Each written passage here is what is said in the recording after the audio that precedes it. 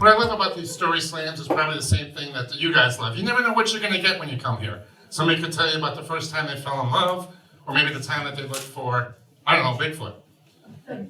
Well, I'm here to tell you that when I was 19 years old, I attempted both.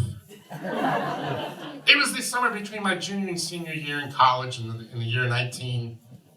We'll just say that. And the mother of a prominent local businessman claimed that she saw a Bigfoot in the Mount Tom area. Now, I don't think he believed that she saw one, but I think he saw it as an opportunity to boost his business. And he said he was going to have this, investigation. And there was going to be people mining cameras and everything. And because I was nocturnal, I was hired to do third shift. And I'm sitting in the trailer, I got 4 video cameras and a panic button. If I saw anything, press the button, everyone comes running in.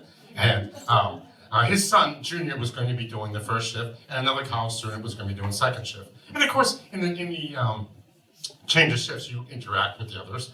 And Junior, of course, was just this stereotypical, spoiled rich kid, bragging about his watch and his car, and the family lake house on Lake Champlain. But the other one, Miranda. Now, I don't usually react to pretty women because, pretty women are everywhere. Like, just from this viewpoint, I see about 12.5 of you. Sorry, just buttering you up again for the bowling time here. But, I never went for that. I always went for substance. I went for girls that were funny and smart and confident. But, Miranda was all these things. Okay, it didn't hurt that she was also probably the prettiest woman I've ever seen in my life. And I just, in the coming weeks, I just became so enamored with her. Just the sound of her voice and her scent and everything. And we got along so great. And I knew she was funny and smart because the first time I got there, I had a cassette tape to listen to. It was Chicago's Greatest Hits. And she asked, is the St. Valentine's Day Massacre on that? And I'm like, what? And she's like, the St. Valentine's Day Massacre, isn't that Chicago's greatest hit? I'm like, I get it. She's funny and she's smart. And we get along so great. And soon I'm showing up 2 hours before my shift starts, and she's staying 3 hours after her shift leaves. I brought her soup, and she was just so appreciative of it.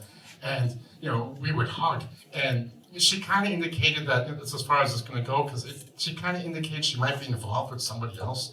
But, eventually we took hugs to the legal limit of what's allowed to be a hug and something else. And she's hugging me one time and she said, you have to teach me how to cross the line. And our first kiss, usually your first kiss is usually something, like those little Costco samplers, right? And just a little, but I mean,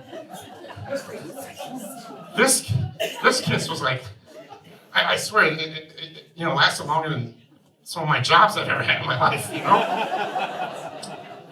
This is so cool. I'm playing the Iron Horse. I don't want to be lost with that. But I mean, she was so much different, and she was just so cool as opposed to Junior. And then Junior would always brag about these weird things, like, he had like foot fetish magazines. And now look, I mean, if you have a foot fetish, that's cool. I just think there's so many better things to be enamored with. But he was just such a strange one, and she was everything. And I realized, I'm like, oh my gosh, it's crazy. I think I'm falling in love with her. I mean, I thought I was in love with her before, but no, this was love. For the first time in my life, this was real love. I'm like, well, I thought of the Frank Sinatra song, don't say something stupid. But the thing was ending, and I was going to say, hey, listen, we have to stay in touch. And she's like, listen, I have something to tell you. I think I'm in love. I'm like,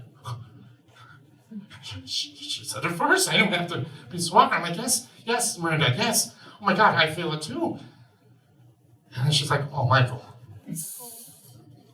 I think you're funny. I think you're smart. We get along great. But I don't think you can ever give me the things in life that I want. Like what? Like European vacations? A house on Lake Champlain?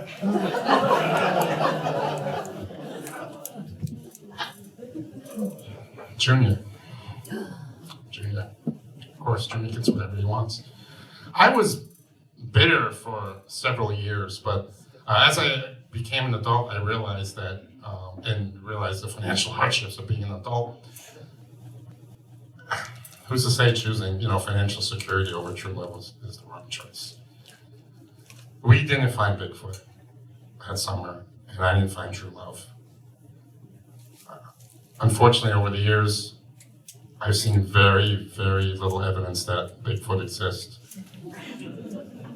But fortunately, I've seen several examples that true love does. Thank you.